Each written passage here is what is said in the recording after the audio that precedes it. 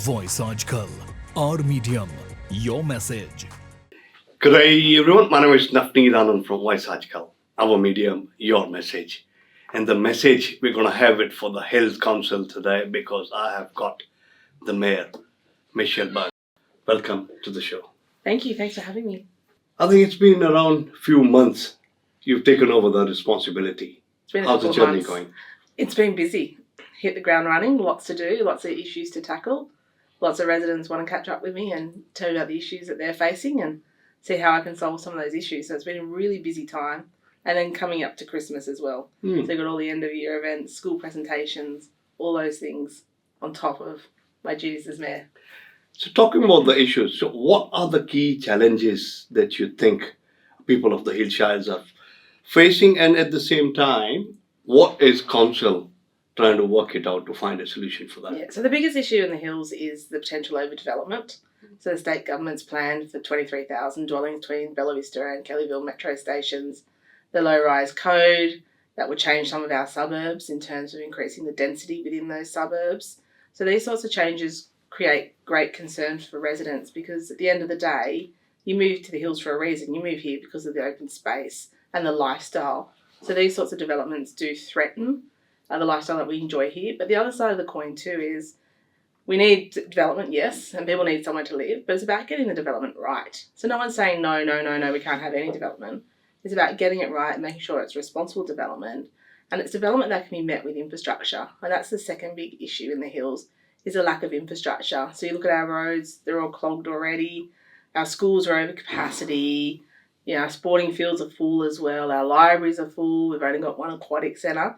So the residents are rightly asking, with all this development, where is the infrastructure to meet the needs of the current residents, let alone the future population that's going to arrive very shortly. Talking about all these issues, so what is your future vision for the next 5 years? So my vision is I want to create a community which is harmonious and united and everyone feels that they've got a place to belong and that they feel they've got things to do here.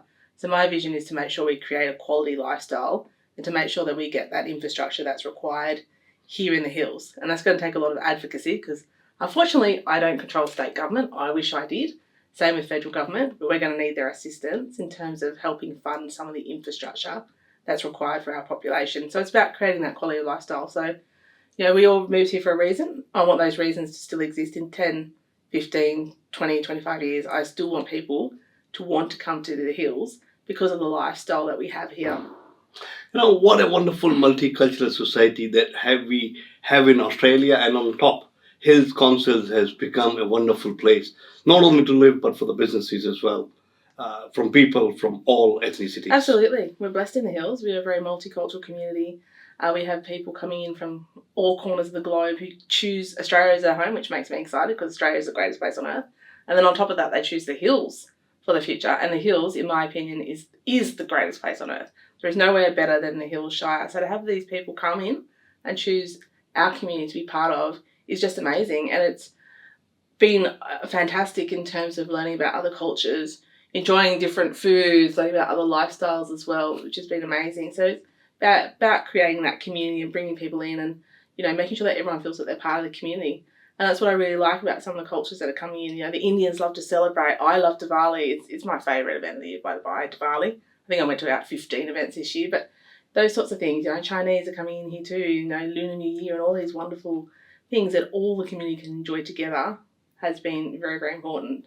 Well, before I proceed to my next question, I just want to say thank you to Kaushal Parekh, who has played a key role in arranging this meeting between you coming to the studio. Thank you so much, Kaushal. How do you ensure that community voices are heard and are incorporated into council decisions? That's a really good question. So the community plays a vital role in the decisions that council makes. So obviously, community elects their representatives to represent them on the council with some of these decisions. But all our plans, the Hills Draft Shire Plan, our budgets, our financial plans, our strategies, all go out in public exhibition, which is an opportunity for residents to have their say on those things. Also, at council as well, residents can come in and speak on items as well, so we hear their voices that way. And we're a council that's very community friendly, so the usual ways too, phone calls, emails, Facebook Messenger, all those sorts of ways are ways in which we connect with the community and make sure that we're hearing their voices. So we do lots of surveys, we do lots of checking with communities and what they're thinking, lots of consultation as well, because it is important we hear their voices and we do listen to their voices. Don't always make decisions that make everyone happy, but you can't make everyone happy in government. It's about trying to get the right outcomes for the people long term. We were just talking about the desperate shortage of the event hall centres, the sports facilities in the council area. What exactly is being done and planned under your supervision? So under my supervision, so we have plans for all these facilities. We have areas where we've earmarked and I thought, this would be a great place for a pool or a new sports stadium or a library or a community space. And we understand how important these facilities are to community because they bring people together. So we're working towards trying to deliver some of these things, but it does require a lot of funding, as you can imagine. So we're busy trying to gather as much funding as we can and advocating to state and federal government to help us. Because at the end of the day, a lot of density is their density, is under their development. So they need to help us in trying to support our community through delivery of infrastructure. But we're working hard on it every single day. All I do is talk about infrastructure. Because Box Hill has come up as a wonderful suburb, but I could see requirement of schools in that area as well at the moment, and a hospital that we need in Hills itself. That's right. So Box Hill has grown faster than anyone ever predicted that it would. And so you can see out there that the infrastructure is lagging. And there is some financial issues out there in terms of the contribution plans and those sorts of things and how we actually deliver that infrastructure. So we need another $182 million to deliver all the infrastructure that's required out in Box Hill. So I'm talking about drainage, footpaths, playgrounds, sporting fields, all those sorts of things. So there are challenges out there in Box Hill, but we're getting there. And schools are obviously a state issue, but every single day we're knocking on state government's door and saying we need more schools, we need more schools. Same in the older areas of the hills. Castle Showground, perfect example. You're seeing that redevelopment around the metro train station. It needs another school. So every single day we're saying to government, where are the schools? Because where are all these kids going to go to school? And at the end of the day, families will choose apartments to live in as well. So not every family will be able to afford a house. They will choose apartments. So we do need those schools desperately. So every chance I get, I'm going on and on and on about schools. Give us schools. So they've listened to us, state government in Box Hill. Oh, wonderful. But there's more to be done. So there'll be some new schools pop up in Box Hill very soon. I normally say education is the right of each and every child, and having school is the first priority. Does not matter which party comes into the power. Schools are the first requirement. 100%. My mum used to always say to me, education opens doors. Absolutely. And I used to ignore my mum because that's what you do when you're a ratty teenager. But it's in my later years that I've realised that my mum was actually right, because education has opened doors for me. And so all our children need to be educated. They need to have the very best quality education that we can give them so they have the same opportunities and doors open for them and they can make the very best of their lives. So schools are critical to a community. Absolutely. Adding my point to your mum's statement, I also say educating a woman in the family is like educating the generations to come. That's right. It breaks the cycle of things like domestic and family violence and those sorts of things. Education brings freedom, brings economic independence as well, which a lot of women need if they're going to survive out there in the world. So yeah, it does change the world. So if you educate the girls overseas and the women overseas, you can literally change the world. Wonderful. How is council tackling the sustainability and the climate change in the Shire?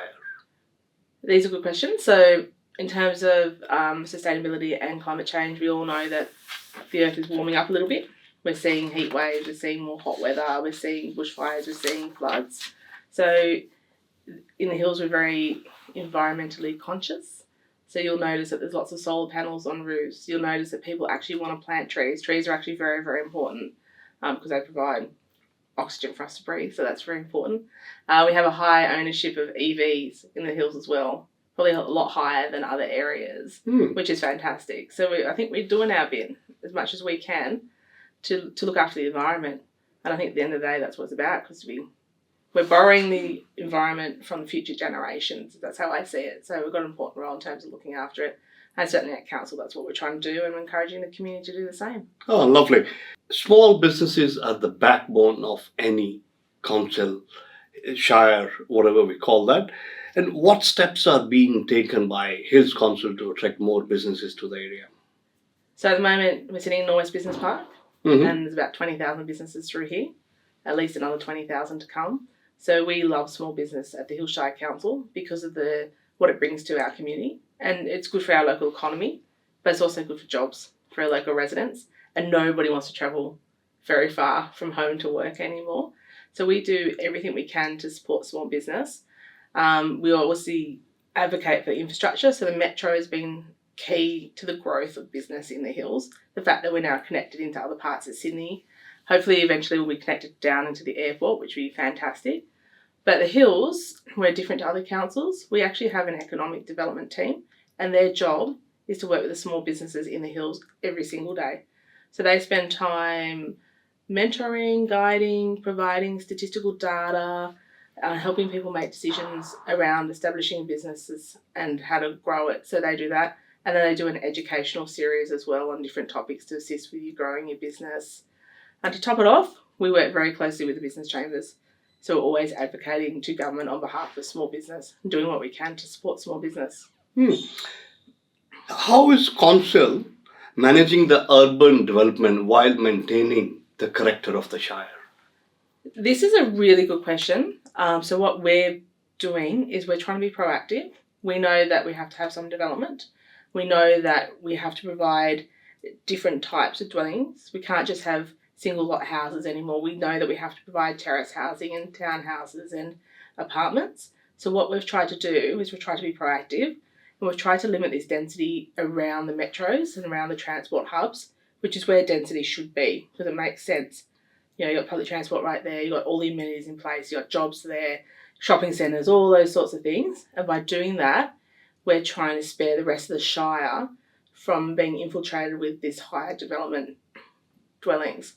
So we still have our rural areas. So we're sitting down in the urbanised part of the Shire, but the Shire goes a long way. It goes all the way out to Wiseman's Ferry. Oh, The bulk of yes. the population's here, but we have some wonderful semi-rural parts of the Shire as well that we want to look after as well, because people want to live there too. And it's just beautiful when you go out to Wiseman's Ferry and you sit on the Hawkesbury Lake, the river I should say. It's just a beautiful part of the world.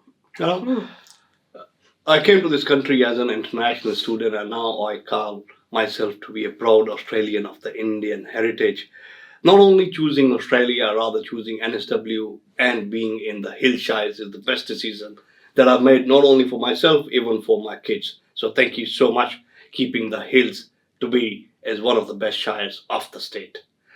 Any programs or partnerships to improve the education and skills training in the schools? Well, that's probably more a state government issue. However, we do work closely with the schools and the universities because there are jobs that we provide as well, especially in town planning and engineering and things like that. So we do try and work with the universities to get graduates into council to help with the workload. And so at the moment, it's very hard to find town planners and engineers for the obvious reason, because there's a lot of development going on right across the state. So trying to work with the unis and the TAFEs to try and fill those positions is a challenge, but it's a good one. So we're doing what we can in that space. And I know the state government's doing exactly the same thing. How can residents engage more actively in the council's initiatives and then turning into the final decisions? And they can do that by following our socials. Mm-hmm. So we're on Facebook, Instagram, all the usual social media channels. We also have a website. So there's lots of information on the things that are coming up. All the business papers are there, so you can see what decisions are being made. All the plans are there. And it's also got information on when things are out in exhibition, so residents can comment. What has been the most rewarding aspect of you becoming and being the mayor of the council? You know, I get asked this all the time. Why would you want to be mayor? And what do you love most about being mayor? And for me, it's easy. It's the people I meet and the community groups I come across, and having that opportunity to get good outcomes for our community is what drives me. So that's the best bit for me. So talking to people like yourself, Kaushal, I learn so much from talking to people, and I hear some interesting stories every single day. So for me, that's the most rewarding part, is being able to connect personally with the community and with residents. You know, talking about the stories and me being from the Indian background, just want to ask you one question. What is your favorite Indian food? Butter chicken. Have you tried I love anything else? buttered chicken. No, I'll try most things. So at home, my husband has a hiatus hernia, so he can't have spicy foods. So we eat very plain. So this is one of the reasons why I love going to community events, because I get to try different foods that we wouldn't have at home. So I love the spicy Indian food. So I get excited when I'm going to an Indian event. It's like, oh, I can get some spice tonight. Yes. You know, talking about the Indian food and going to the Indian events. Before I wrap up, any plans to visit India in the coming years? Oh, eventually. Yes, yeah, definitely. I love to. I had a wonderful conversation with the Mayor of Hills Council, Michelle Byrne. Just wanted to say thank you so much for taking time out and visiting of a studio, which happens to be in the Hills Councils as well. Thanks so much for having me. My name is Navneet Anand, signing out for voiceaajkal, our medium, your message. Thank you so much. That was easy. That was fun.